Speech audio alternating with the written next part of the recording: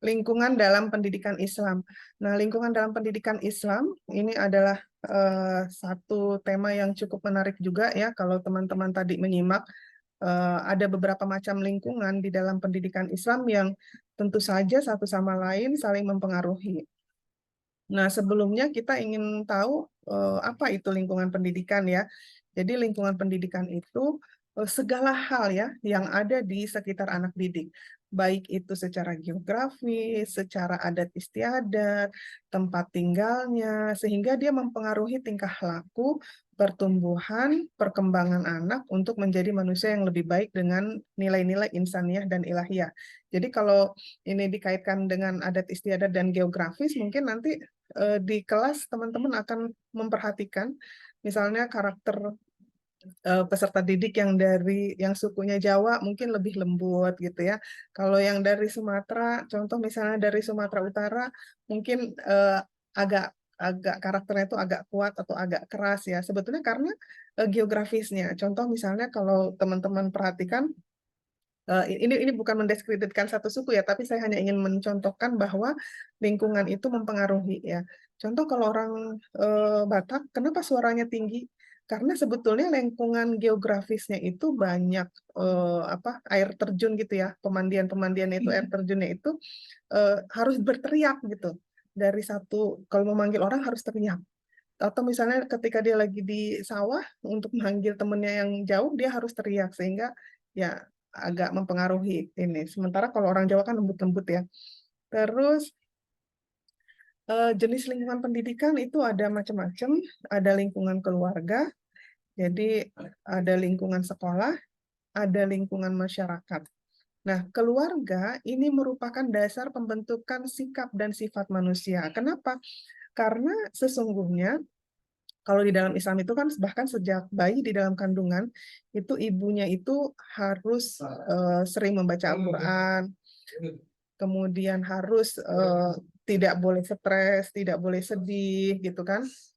Jadi membentuk sifat anaknya. Kemudian ada di lingkungan sekolah. Nah, lingkungan sekolah ini berupa pendidikan formal.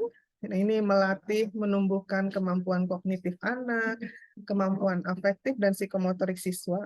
Lalu ada lingkungan masyarakat. Nah, jangan lupa juga kita ini adalah keluarga yang merupakan bagian dari masyarakat, tinggal di tengah masyarakat gitu ya. Selanjutnya, nah, faktor yang mempengaruhi lingkungan pendidikan ini diantaranya faktor tujuan pendidikan. Jadi tujuan pendidikan itu harus jelas, ya, terukur, baik dari kurikulumnya, metode pembelajarannya, maupun penilaiannya. Kemudian faktor pendidik, kualitas pendidiknya, apakah dia secara kompetensinya bagus, apakah pengalamannya mumpuni, bagaimana sikap dan perilaku pendidik, ini juga mempengaruhi lingkungan pendidikan. Nah, contoh dari kualitas pendidik, mungkin teman-teman bisa memperhatikan apakah sama gitu ya kualitas pendidik yang ada di ibu kota, yang ada di Pulau Jawa, dengan kualitas pendidik yang mohon maaf ada di pelosok desa atau misalnya berada di Papua. Nah, jadi teman-teman bisa melihat sendiri ya bagaimana kualitas pendidikannya itu, sehingga ya akan berbeda gitu ya. Kalau pendidiknya bagus, anak muridnya juga bisa lebih baik gitu ya. Kemudian faktor peserta didik. Nah, peserta didik ini kan punya karakteristik yang beda-beda ya. Misalnya minatnya, bakatnya, kemampuannya, motivasinya, ini juga mempengaruhi lingkungan pendidikan. Yang paling utama menurut saya adalah motivasi dari peserta didik itu sendiri. Kalau dia punya motivasi belajar, maka akan mudah menyerap semua ilmu pendidikan. Tetapi kalau motivasinya kurang, males belajar, males sekolah, sering bolos, ya bagaimana pelajaran bisa terserap gitu ya, bagaimana dia bisa pintar. Lalu faktor alat pendidikan. Ini misalnya kualitas alat pendidikan, apakah ada buku paketnya, apakah tersedia media pembelajarannya, apakah tersedia teknologi pendidikannya. Ini juga mempengaruhi lingkungan pendidikan. Contoh ya, antara sekolah negeri dengan sekolah swasta. Itu berbeda ya. Kalau sekolah negeri ada grade-nya juga gitu ya, mana sekolah yang favorit, mana yang bukan gitu kan. Kalau sekolah swasta itu rata-rata karena mereka harus bersaing, memperebutkan siswa, maka mereka lebih mengupgrade gitu ya, mengupgrade alat-alat pendidikannya, mengupgrade kualitas gurunya, sehingga banyak anak-anak murid yang berminat mendaftar di sekolah tersebut. Tetapi karakter di sekolah negeri, karena semua sudah difasilitasi oleh pemerintah, cenderung lebih lebih stagnan kalau menurut saya seperti itu. Kemudian faktor lain adalah faktor lingkungan ya, ada lingkungan fisik, lingkungan sosial, lingkungan budaya gitu. Nah, ini penting ya faktor lingkungan ini. Contoh misalnya anak-anak yang berada di wilayah pegunungan dengan anak-anak yang ada di wilayah pantai itu pasti berbeda. Apalagi kalau wilayah pantainya itu dekat dengan pelabuhan. Karena biasanya di pelabuhan itu kan banyak berinteraksi dengan pendatang baru ya.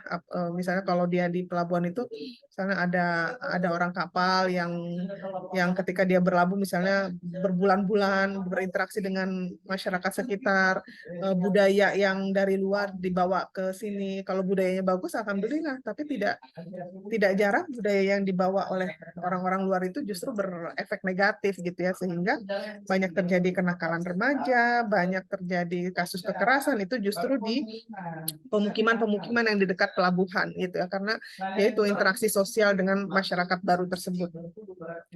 Lalu faktor ekonomi. Nah, faktor ekonomi peserta didik dan keluarganya itu juga mempengaruhi lingkungan pendidikan.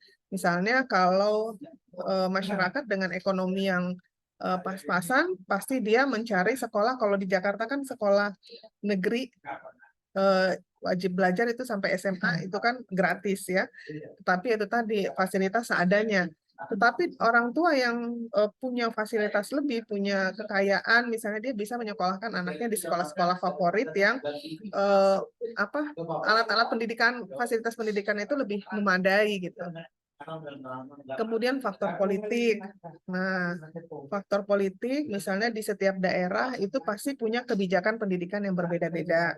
Kalau gubernurnya pro terhadap pendidikan, terhadap kesejahteraan guru, misalnya meningkatkan pelatihan untuk guru-guru gitu kan. Kalau guru-gurunya mendapat banyak pendidikan atau pelatihan-pelatihan baru, itu kan kembalinya ke peserta didik. Cara mengajarnya menjadi lebih baik gitu. Nah, kemudian lingkungan yang paling dominan itu lingkungan yang seperti apa gitu. Nah, lingkungan yang paling dominan tentu saja adalah keluarga ya. Tadi juga sudah dipaparkan oleh pemakalah. Karena keluarga ini adalah yang membentuk karakter dan kepribadian anak yang pertama kali. Nanti Anda ketika berinteraksi dengan peserta didik bisa Anda bandingkan anak yang berasal dari keluarga yang harmonis dengan anak yang berasal dari keluarga broken, itu akan mempengaruhi karakternya gitu ya, moralnya gitu kan, kemudian pengamalan keagamaannya, kemudian misalnya kalau anak-anak yang berasal dari lingkungan yang buruk, orang tuanya yang misalnya mohon maaf ini ya mabuk-mabukan misalnya, atau misalnya broken, bercerai orang tuanya, bisa jadi mempengaruhi gitu ya, karena sering melihat orang tuanya bertengkar akhirnya anaknya depresi, anaknya menjadi nakal dan lain sebagainya. Jadi keluarga yang baik ini perlu dijaga keharmonisannya sehingga anak-anak juga bisa menjadi anak-anak dengan karakter yang baik. Baik, itu saja ya tambahan dari saya.